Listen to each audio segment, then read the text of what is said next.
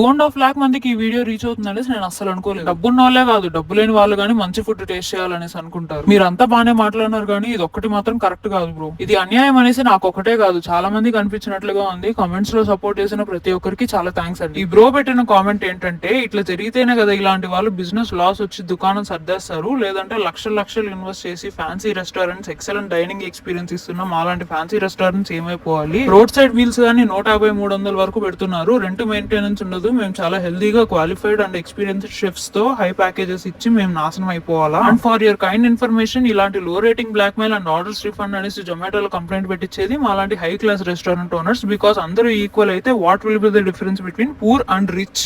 అన్నం తినే దాంట్లో పూర్ రిచ్ ఏముంది బ్రో?